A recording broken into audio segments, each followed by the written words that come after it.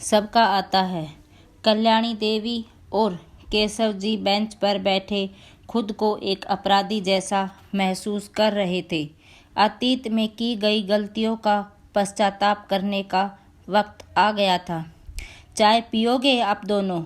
एक आवाज़ ने दोनों को झकझोर दिया। आवाज़ जानी पहचानी जो थी। सुधा जी आप? कल्याणी देवी ने पूछा। हाँ मैं। मेरे यहाँ इस वृद्धाश्रम में होने पर आपको कोई अचंभा तो नहीं होना चाहिए। मुझे आश्चर्य तो इस बात का है कि आप दोनों यहाँ कैसे? क्या आपकी बेटी ने आपको भी निकाल दिया या बेटे ने? सुधा जी ने भरे गले और थोड़े गुस्से से कल्याणी जी और केशव जी की ओर देखा। कल्याणी देवी और केशव जी दोनों बिना कुछ बोले अपना सामान उठाया और अपने कमरे की तरफ बढ़ गए। सुधा जी का अतीत आज फिर उनके सामने आ गया था। कल्याणी देवी की बेटी राशि को बड़े धूमधाम से सुधा जी ने अपने घर की वधू बनाकर लाई थी। सुधा जी के एक ही बेटा था, शौर्य। बेटी की कमी राशि ने पूरी कर दी थी। सुधा जी ने राशि को भरपूर प्यार और सम्मान दिया। पति का साथ तो पहले ही छूट गया था, अब तो उनकी जिंदगी शौर्य और राशि के इर्द गिर्द ही घूमती थी। राशि को कभी किसी चीज़ की कमी ना होने दी। शादी की 5वीं सालगिरह पर राशि और शौर्य को सुधा जी ने भेंट स्वरूप अपने घर के कागजात सौंप दिए। सुधा जी का कहना था, अब ये ही तो मेरे बच्चे हैं, इन्हीं का है सब कुछ, आज दो या कल न इन्हीं को तो देना है। मम्मी जी आपका रानी हार मुझे दीजिए ना पहनने के लिए, भाई की शादी है, मैं सबसे अलग दिखना चाहती हूँ। राशि ने अपनी सास सुधा जी को कहा। हाँ बेटा ज़रूर पहन ले, थोड़ा ध्यान रखना बेटा, शादी में बहुत लोग आएंगे जाएंगे, इधर उधर मत रख देना। हाँ मम्मी जी ध्यान रखूंगी। राशि ने बोलकर रानी हार अपने कब्जे में ले लिया। जब शादी से लौटकर आई तो 2-3 दिनों तक राशि ने रानी हार के बारे में कुछ नहीं कहा, ना वापिस सुधा जी को दिया। सुधा जी ने भी संकोच में कुछ ना पूछा। बेटा राशि, वो जो रानी हार है वो वापिस संभाल कर रख देती हूँ, तुम दे दो। सुधा जी ने कहा। मम्मी जी मैंने तो उसे पहले ही संभाल कर रख दिया है। मैंने और शौर्य ने बैंक में एक लॉकर लिया है, उसमें रख आई सारे गहने मैंने लॉकर में रख दिए हैं, राशि ने कहा। हाँ मम्मी, राशि ने सोचा इतना महंगा हार घर में रहे सही नहीं, इसलिए हमने वहाँ रख दिया, शौर्य ने कहा। धीरे धीरे हर चीज़ पर राशि ने अपना हक जमा लिया। घर के खर्चे से लेकर बैंक के खाते में सब जगह राशि का ही नाम था। घर तो पहले ही सुधा जी ने बेटे के नाम कर दिया था, लेकिन होने को तो कुछ और ही मंजूर था। एक सड़क दुर्घटना में बेटे की असामयिक मृत्यु से दुख का पहाड़ टूट पड़ा। अभी तो राशि की शादी को 6 वर्ष ही हुए थे। बेटे से बिछोह की पीड़ा और राशि की आगे की जिंदगी को लेकर सुधा जी बहुत परेशान थी। मन ही मन सुधा जी ने ठान ली था कि वो फिर से राशि की जिंदगी में खुशियाँ लाकर रहेगी।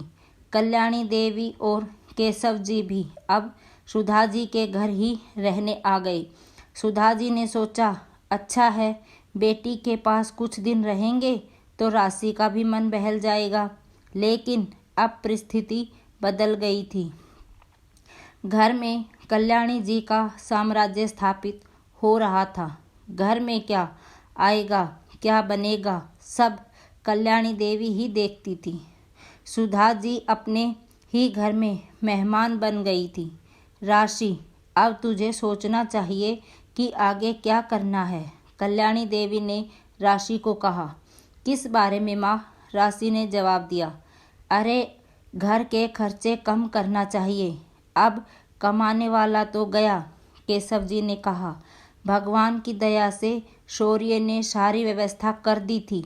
घर है ही, शौर्य के बीमा के पैसे भी आ गए हैं। अब सोच रही हूँ बिजनेस मैं संभाल लूँ तो फिर कोई दिक्कत नहीं होगी, राशि ने कहा। हाँ सही बोल रही है तू। मैंने तो तेरे भाई भाभी को भी यहीं बुला लिया है। अब वहाँ का व्यापार तो इतना चल नहीं रहा तो तेरे साथ ही काम कर लेगा। तेरा भाई तेरी भाभी तेरी मेरी मदद हो जाएगी, कल्याणी देवी ने कहा।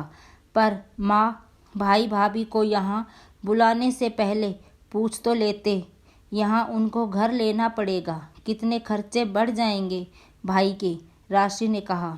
अरे वो रह लेगा ना अपने साथ इस घर में। अब हमारा मन तो यहीं लग गया है। फिर इतना बड़ा घर है तो किराए की घर की क्या ज़रूरत, केशव जी ने कहा। तेरी सास का हाथ बड़ा खुला है राशि, इतने इतने सब्जियां मंगा लेती है। फिर काम वाली को भी एडवांस दे दिया और उनके दवाई के खर्चे। राम राम, अब ऐसे तो घर नहीं चलता ना। तुझे कुछ सख्ती बरतनी होगी राशि, कल्याणी जी ने अपना जहर राशि के कानों में उधेल दिया। बाहर खड़ी सुधा जी ने सब कुछ सुन लिया। कमरे में आकर क्रोध से अपनी बात रखी। आप माँ बाप होकर अपनी बेटी को क्या शिक्षा दे रहे हैं? मेरे ही घर में मेरे खर्चे गिन रहे हैं। मम्मी जी, आप मेरे माँ बाबा से ऐसे बात मत कीजिए। ये घर मेरा है। अब मेरे माँ बाबा और भाई भाभी भी यहीं रहेंगे। आपको रहना है तो रहिए, नहीं तो वृद्धाश्रम बहुत हैं इस शहर में, राशि ने कहा। राशि की मुँह से ऐसी बात सुन सुधा जी को बहुत दुख हुआ। हाँ समधन जी, मेरी बेटी ऐसे भी बहुत दुखी है। आपके क्या गया? आपको क्या दुख? कल्याणी जी ने कहा। मेरा क्या गया? मेरा बेटा गया है। बेटे जाने का दुख क्या पति जाने के दुख से कम है? मैंने तो अपने पति और बेटे दोनों को खो दिया। क्या मुझे कोई दुख नहीं? सारा दुख आपकी बेटी को है। सुधा जी का गला भर आया। और राशि, क्या बेटे की कमाई, घर, व्यापार में एक माँ का कोई हक नहीं, सिर्फ उसकी पत्नी का हक है? मैं मानती हूँ तुम दुखी हो, मैं कहाँ जाऊँ इस उम्र में, सुधा जी गिड़गिड़ाई। कहीं भी जाइए पर मेरे सामने मत आइए, राशि ने अपना फरमान सुना दिया। एक हफ्ते बाद सुधा जी को वृद्धाश्रम में भेज दिया गया और आज उसी वृद्धाश्रम में कल्याणी जी और केशव जी को उनका बेटा छोड़ गया, क्योंकि अब उनके बेटे बहू उनका बोझ नहीं उठा सकते। राशि के भाई ने राशि के कारोबार पर अपना अधिकार कर लिया। भाभी ने भी राशि के सारे रिश्ते खत्म कर दिए। राशि ने भी दूसरी शादी कर ली, विदेश चली गई। माँ बाबा को साथ अब वो भी नहीं रखना चाहती थी। कहते हैं ना, इस जन्म के कर्मों को इसी जन्म में भोगना पड़ता है। वही आज कल्याणी जी और केशव जी के साथ हुआ था। अगर उन्हें लालच में न आकर सही सीख दी होती तो आज वो भी अपने घर में होते और सुधा जी भी। सुधा जी तो पहले ही राशि को अपनी बेटी मान लिया था। समय आने पर वो खुद ही राशि की दूसरी शादी करा राशि को विदा कर देती।